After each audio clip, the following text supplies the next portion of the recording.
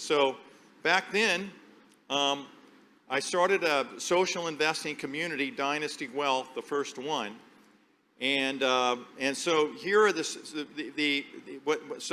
solution for the entire crowdfunding and for the entire startups industry in the United States and the world is the social investing communities. Okay, they're the solution. I call them SICs. They're actually an extension of social media. So what's going to happen is we're going to have in the future, you're going to see influencers that are going to have millions of followers. They're going to put $100 into crowdfunding into startups, and it's going to be via these government crowdfunding platforms, when most of the developed countries in the world have crowdfunding platforms.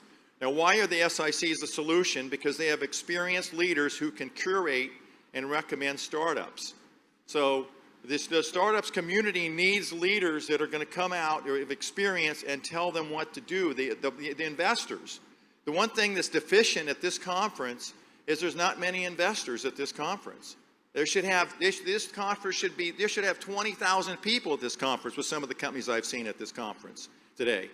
These companies, every company here should be having a crowdfunding offering available to raise $100 from all those investors, because they can legally do it for the first time since 1933.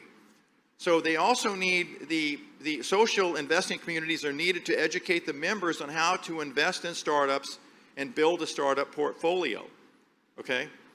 Also provide ongoing research on startups for investor members. Ongoing research.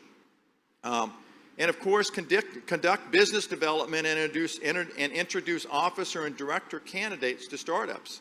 So the SIC basically, it comes in, educates everybody, and follows the startups, and now becomes a way for everybody, for the crowd and the public, to become involved in startups. And more importantly, it increases the probability of all the startups in those communities becoming successful over startups that are not in these communities.